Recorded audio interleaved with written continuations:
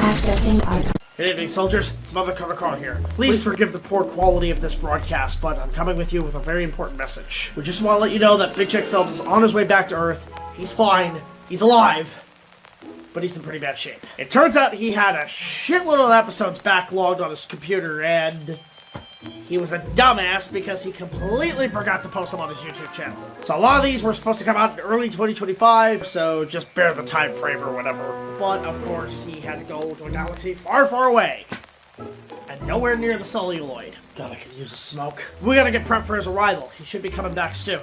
But we really appreciate the support on Patreon. Just $1 more will get you early access to all of our content as well as other special features. And as a special bonus, be sure to check out resiliencyandme.com and how you can help kids in our areas in low-income housings find much-needed therapy. Mental health matters, especially today. That's it for now, recruits. Mother Carl, over and out. And what the hell do you mean he lost his frickin' arm? The following is a fan-based video review under fair use. The Triplets are owned by Televisió de Catalunya, Cromosoma, Teletoon, Treehouse TV, Robert Balser, and Roser Capdevila. Please support the official release and streaming services.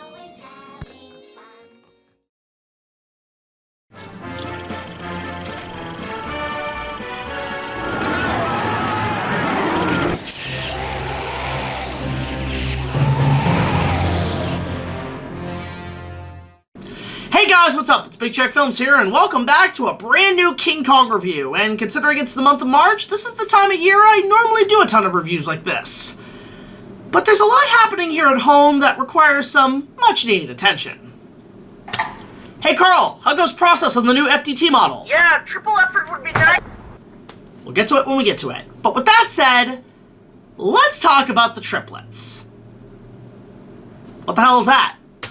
Created in 1983 via Spain by Catalan illustrator Roser Capdevila, the Triplets started as a series of children's books based on Roser's own triplet children, going on a series of small adventures with obstacles from an evil witch. The books were a massive success in Spain, on par with other children's books at the time like Amelia Bedelia and Stragonona. There's a deep cut for all you magic key holders out there. So much so that an animated series was produced in its native country in 1994 and later distributed in North America, namely in Canada, to air on the YTV counterpart kids network Teletoon on October 17th, 1997. The show, however, took a different direction from the books, having the Triplets' adventures being in and interacting in classic fairy tale stories and their characters. Connection? Making the show somewhat interesting in doing different twists with the source material. I remember watching it as a kid, and it was just something to do in a pastime. It was cute, and the animation was on par with other Canadian kid shows at the time, with Babar, George Shrinks, and so on.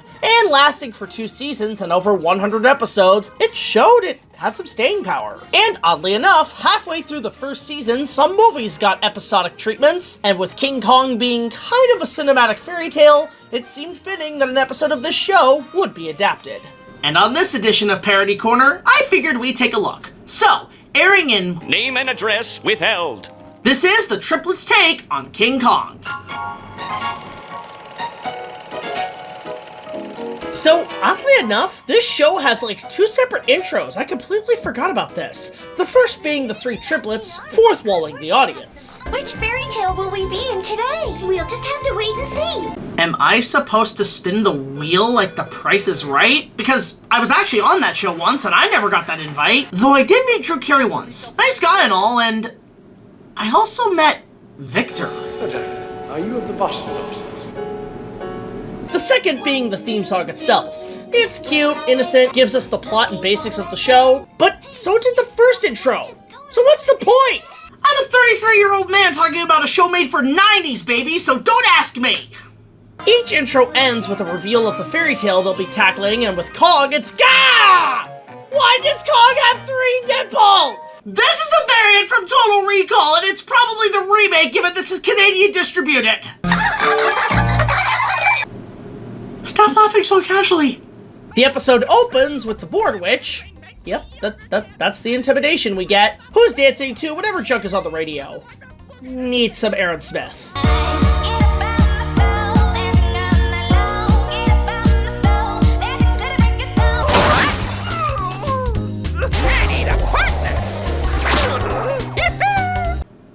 not a good movie, but Maleficent did it better. Into a dragon.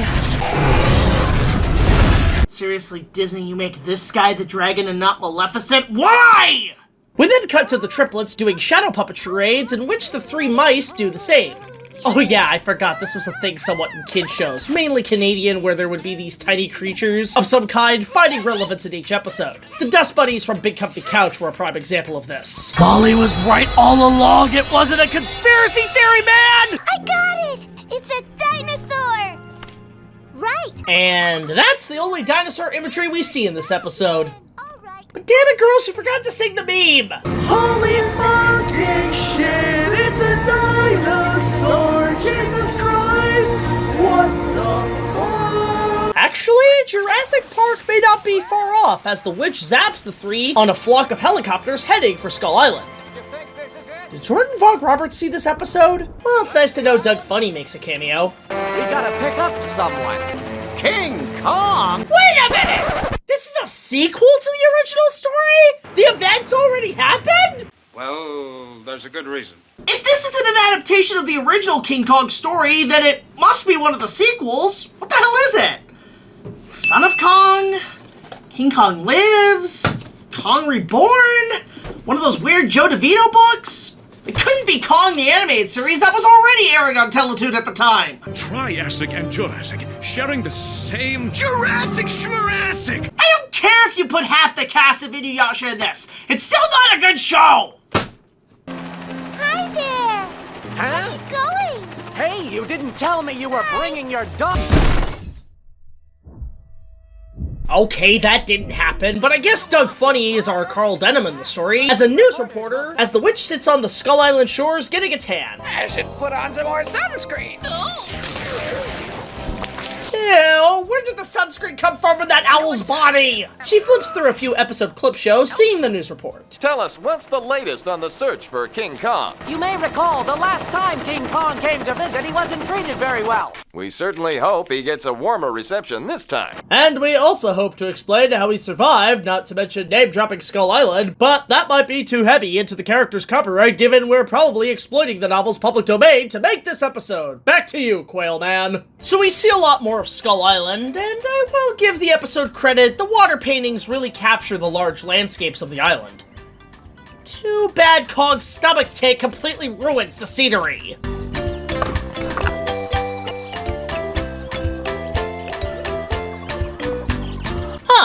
So this is what Kong was doing before Monarch showed up. Yeah, I know I'm making a lot of comparisons, but this episode kind of predicts a lot of what this movie's about. So Doug, yeah, I know he probably has a name, but he looks like Doug Funny, so fuck it, I'm calling him that. Tries to offer Kong to come to the city.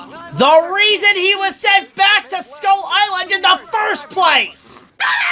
Dumbass! How much of a dumbass are you? As the triplets are more encouraging than the colonialists.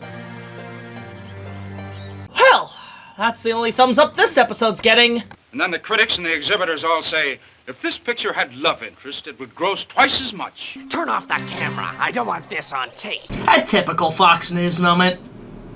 But the witch uses her shape-shifting owl to Cupid Kong's love routine. But given what happened to him last time, I don't blame him for falling for it. What I do blame is why the fuck that owl has a bare ass sticking out! Oh! Ass!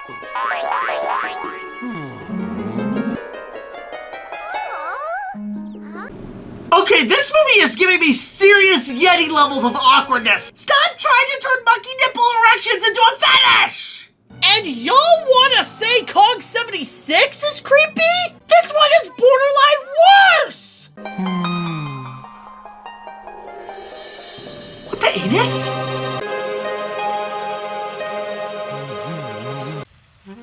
Big Jack's journal. I find myself wandering through 1930s noir Toronto, questioning the logic, the bizarreness, the uncomfortable, and the straight-up, God-forbidding visuals I just saw with my own two eyes. And I asked the creators of the show, what the fuck? What the fuck? What, was the arrow laced with LSD? This transition's more awkward than those YTV shorts! There's a deep cut for all you. Oh, shut up! Looks like he's in love, Let's do it while he's making lovey-dovey eyes at the girl. Okay! Somebody contact Edwin Dork to get a look at this monkey's browser history! What is going on in this insane shit? Or someone get me out of this, because what the fuck am I watching?! This whole episode is bizarre, awkward, uncomfortable! And how the fuck did it survive over 100 episodes and not ever be questioned its creepy creative choices? Listen, King Kong, either you come voluntarily or we take you by force. Yeah, I'm on Doug's side here. Capture this thing and haul him over to Chris Hansen. This is a Dateline sting on Skull Island. Can you have a seat over in that chair, please? It's over for me! There's too many people to mention by name, but you'll see the credits when they roll for 9 minutes. Don't go to the bathroom, or you probably will need to go to the bathroom, but... King Kong wanted breakfast. He started misbehaving. He wanted his Kellogg's Cocoa Pops. His chocolate he was craving. And threw in a pack of crunchy Cocoa Pops. He loved that chocolate taste so much he ate them from the box. Have some manners, Kong. You need some milk on those. And you watch it turn to chocolate as the firemen use their hose. Kellogg's Cocoa Pops. Pot rice, natural cocoa, vitamins and iron. Part of your complete everyday breakfast. Just like a chocolate milkshake, only crunchy. Kellogg's are the best for you.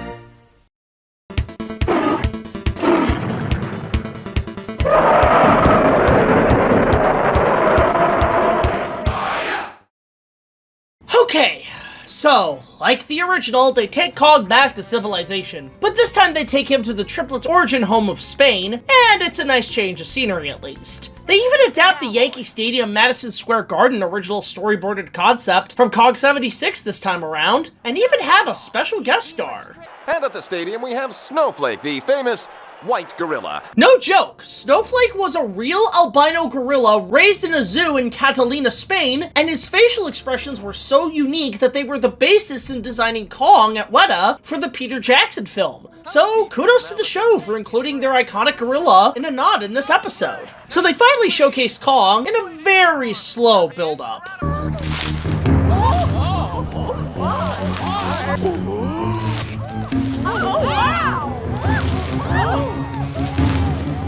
Good God, I think the extended cut of 76 was shorter than this! Okay, Doug Funny, you're kinda channeling my Carl Denham in that shot. Ladies and gentlemen, let's give King Kong a big round of applause! Boy, what a great way to hold down a 50-foot gorilla, guys. A few shackles, a log, and a set of tent poles that the Disney Castle Playhouse would hold up better. And beginning July 13th, look for the special Disney Castle Playhouse offer in stores. God, can this episode get any fucking weirder? Hey, big guy, welcome to show business! Did that monkey just speak? That monkey just spoke. What's more of an awe, the giant ape or the fucking talking one?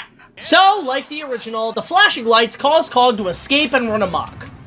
Or the blue triplet just tranks his enabling stomach boob, and they take off sightseeing. King Kong has escaped, taking with him a set of triplets. Yes, this is confirmed. And I have here a close relative of the triplets. Christ, I would give anything to watch the confrontation pre-show! Someone please leak the damn thing online already! And this is the city's cathedral. They've been building it for a long time now. Well, that or the capital of Moscow. Oh hey, they adapted that Lost Dino De Laurentiis idea, as word spreads of Kong atop the cathedral. Do you exchange love letters? What attracted you to her? What qualities does she possess? Is she as tall and big as you are? Boy, the bridge burners on social media getting their sabotaging noses in my relationship don't transition well in animation. Unless you're the Lana Film Company. And to this day, I'm still mad at them about it!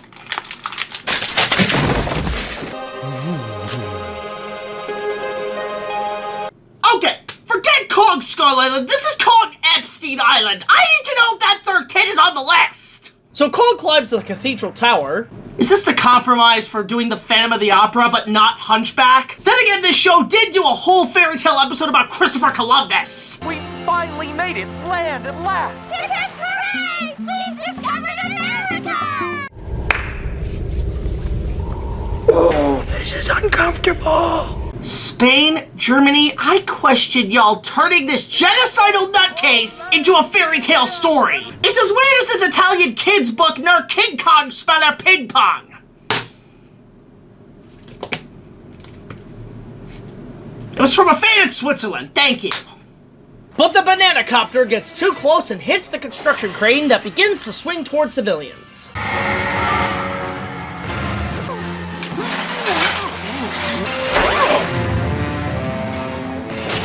The scene from Amazing Spider-Man was more memorable than this. But Kong saves the day as it looks like he's swimming back to the island. Oh, don't cry, King Kong. We're just as sad as you are. We'll really miss you. We'll miss your third boob as well. Seriously, get that looked at! You sure it isn't a tumor? It's not a tumor. And the episode ends with the witch sending the three back to bed and Kong back home. So that was the Triplets King Kong.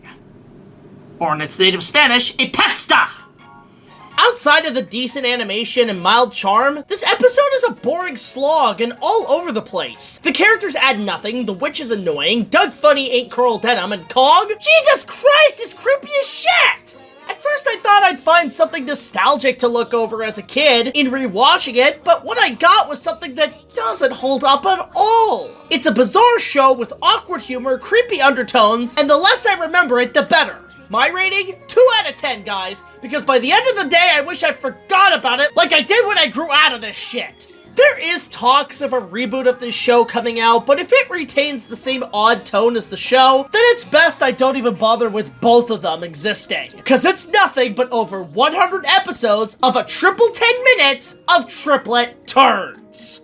There's a reason I was a YTV kid and not a Teletoon toddler. We got Powerpuff Girls, they got the Triplets. We got George Shrinks, they birthed frickin' Caillou the Antichrist. We got Sailor Moon, they got Cyber 6.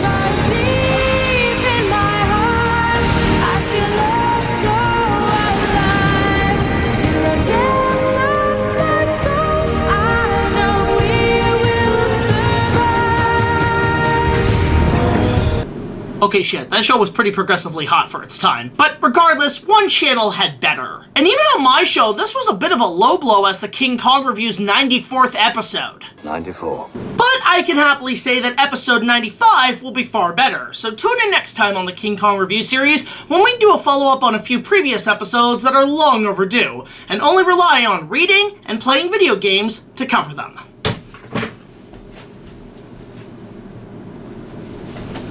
By the way, Kong, get that third boob checked!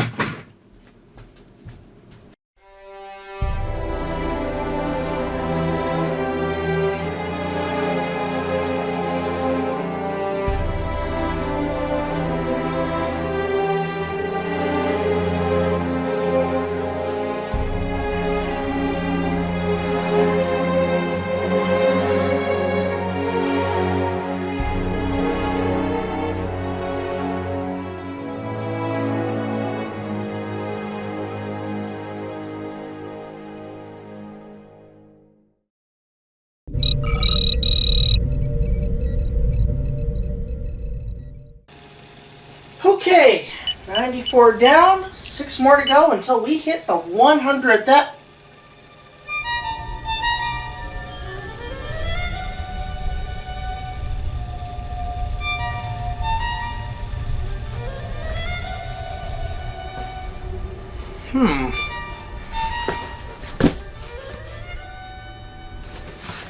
No return address.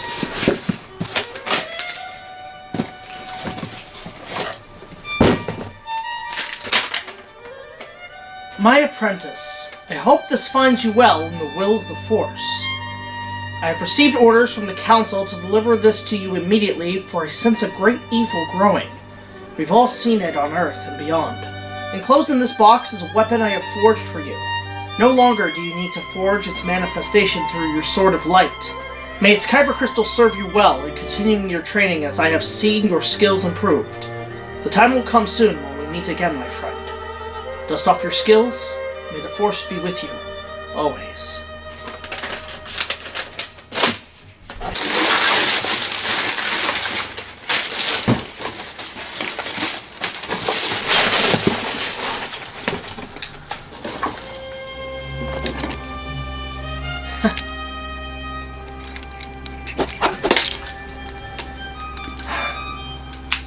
Rest to rest, Duke.